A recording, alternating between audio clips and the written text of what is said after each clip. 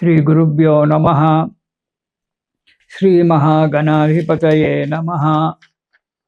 ఇక కన్యారాశి. ఈ రాశి వారికి ఈ నెలలో మంచి ఆశించినంత ధనలాభం ఉంటుంది, మనశ్శాంతి దొరుకుతుంది, కార్యసిద్ధి జరుగుతుంది, అనుకున్న కార్యక్రమాలన్నీ చకచక నెరవేరుస్తారు కన్యారాశి వారు. పెండింగులో ఉన్నటువంటి పనులన్నీ కూడా పూర్తవుతాయి. ఇంతకుముందు ఏవైనా పనులు పెండింగ్లో ఉన్నట్టయితే ఆ పెండింగ్ పనులన్నీ కూడా నెరవేరడానికి మంచి ఆస్కారం ఉంది ఈ నెలలో. 10 మంది జనుల చేత, అధికారుల చేత మెప్పు పొందడము అనేటువంటిది ఉంటుంది. బంధుమిత్రుల యొక్క సహకారం సదా మీకు లభిస్తూ ఉంటుంది. కొత్త వ్యాపారాలలో మొదలుపెట్టడము, పెట్టుబడులు పెట్టడము కూడా మంచి ఉంది. ఈ నెలలో మీకు కలిసి వస్తుంది కన్యారాశి వారికి. స్థిరాస్తులు, చరాస్తులు పెంచుకోవడం అనేటువంటిది జరుగుతుంది. విలువైన వస్తువులు అంటే అవి చిరాస్తులు. స్థిరాస్తులు అంటే భూమి, ఇల్లు ఇలాంటివి కొనుక్కోవడము. చరాస్తులు అంటే బంగారం కొనడం కానీ, ఇతరత్ర వస్తువులు, గృహానికి సంబంధించిన ఇతరత్ర వస్తువులు కొనుక్కోవడం కానీ జరగడానికి ఆస్కారం ఉంది ఈ నెలలో. చిన్న చిన్న కలహాలు ఏర్పడినప్పటికీ అవి తొందరగానే సమసిపోతాయి. ఎందుకంటే ప్రతి ఇంట్లో కలహాలు లేనటువంటి ఒక ఇల్లు ఏది ఉంది ప్రపంచంలో? ప్రతి ఇంట్లో ఏదో చిన్నదో పెద్దదో జరుగుతూనే ఉంటుంది ప్రతిరోజు. అవి పట్టించుకోవడానికి లేదు. అవి వచ్చినప్పటికైనా తొందరలోనే, అంటే గంట 2 గంటల్లోనే అవి సమసిపోవడము, మళ్ళీ ఇద్దరు ఇంట్లో ఉన్న సభ్యులతో సంతోషంగా ఉండడం జరుగుతూ ఉంటుంది కన్యారాశి వారికి. ఇక మొదటి వారం కనుక చూసుకున్నట్టయితే ఆర్థిక పరిస్థితి మంచిగా ఉంటుంది, ఆశించినంతగా ఉంటుంది. ఆరోగ్యం కూడా చాలా మంచిగా ఉంటుంది. యత్న కార్యసిద్ధి. కొత్త పనులు ఏవైనా చేపట్టినట్టయితే ఆ పనులు నెరవేరడం అనేటువంటిది జరుగుతూ ఉంటుంది ఈ కన్యారాశి వారికి. విదేశాలకు వెళ్ళే వారికి చాలా మంచి సమయము. ప్రయత్నం చేసినట్టయితే విదేశ యోగం కలగడానికి, విదేశ ప్రయాణాలకు అనుకూలమైనటువంటి సమయం ఉన్నది. సంఘంలో పలుకుబడి పెరిగి 10 మంది చేత పరిచయం ఏర్పడి నూతన పనులు చేపట్టడానికి కూడా ఆస్కారం ఉంది. ఇక రెండవ వారం కనుక చూసుకున్నట్టయితే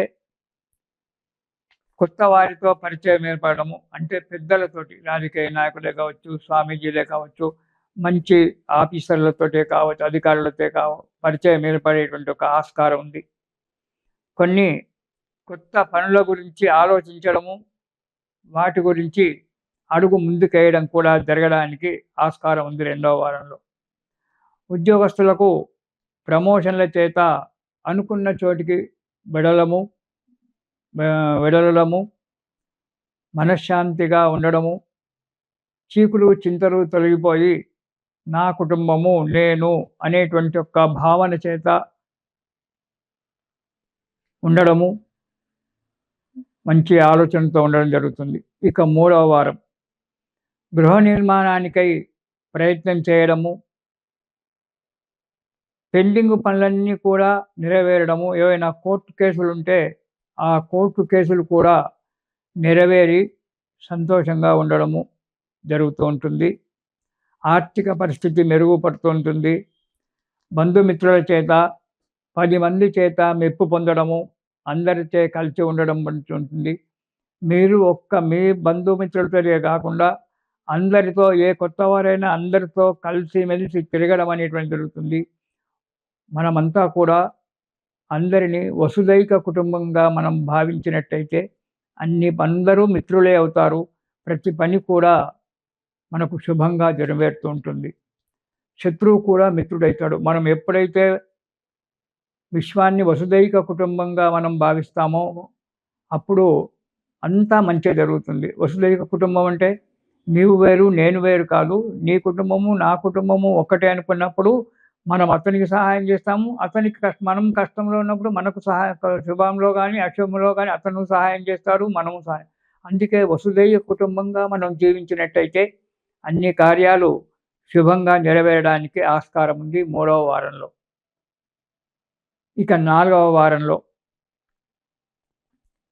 కోర్టు కేసులు కానీ, పోలీస్ కేసులు కానీ, ఇతరత్ర భూమికి సంబంధించినటువంటి ఒక దాయాదుల పోరు కానీ తగ్గిపోవడానికి మంచి సమయం ఉంది ఈ నెలలో. నిదానంగా మంచి బుద్ధితో, మంచి మనస్సుతో గనక అడుగు ముందుకేస్తే మీరు అనుకున్నటువంటి యొక్క కార్యక్రమాలన్నీ కూడా దిగ్విజయంగా నెరవేరడానికి ఆస్కారం ఉంది కన్యా రాశి వారికి ఈ నెలలో.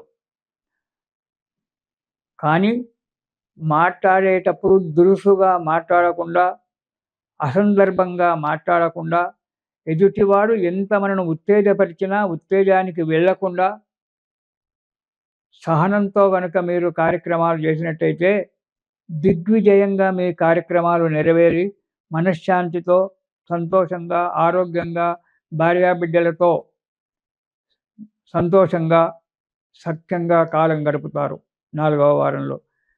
కాకపోతే ఈ నెలలో కొన్ని ప్రతి వ్యక్తికి చిన్న చిన్న కష్టాలు రావడానికి ఆస్కారం ఉంటుంది. ఎంత జాతకాలు మంచిగున్నా, ఎంత ఇదున్నా.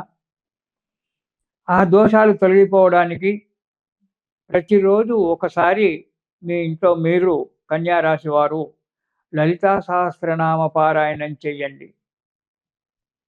రోజుకొక్కసారి మీకు వీలు చూసుకొని ఉదయమో, సాయంకాలమో ఎప్పుడైనా పర్వాలేదు. మన లలితా సహస్రనామ పారాయణం గనక చేసినట్టయితే ఈ వచ్చేటువంటి ఒక చిన్న చిన్న ఆటంకాలన్నీ తొలగిపోయి ఆ లలితాదేవి యొక్క కృప వల్ల సుఖంగా, సంతోషంగా ఉంటారు. లలితాదేవిలో సహస్రనామాలలో ప్రతి శ్లోకము, ప్రతి నామము కూడా ఒక మంత్రమే. ఏ మంత్రాన్ని జపించినా అమ్మ మనకు అనుగ్రహిస్తుంటుంది. పలాని నామమే కావాలని లేదు. అందుకే ఈ 1000 నామాలు, ఆ స్తోత్రం 183 శ్లోకాలు ప్రతిరోజు ఒకసారి చదవండి. అమ్మ అనుగ్రహం మీకు లభిస్తుంది. సంతోషంగా ఉంటారు. ఎందుకంటే ఆమె అవ్యాజ కరుణామూర్తి. తన బిడ్డల యందు, అంటే మనమంతా ఆమె బిడ్డలమే కదా, తన బిడ్డల యందు ఆమెకు ఎనలేనటువంటి ఒక ప్రేమ ఉంది. అందుకే అవ్యాజ కరుణామూర్తి ఆమె. అలాంటి అమ్మను శరణు వేడండి కన్యా రాశి వారు. అన్ని పనులు సుఖంగా నెరవేరి సుఖంగా, సంతోషంగా జీవిస్తారు. తిరిగి మనం 2026 జనవరిలో కలుసుకుందాము. ఇది శుభం.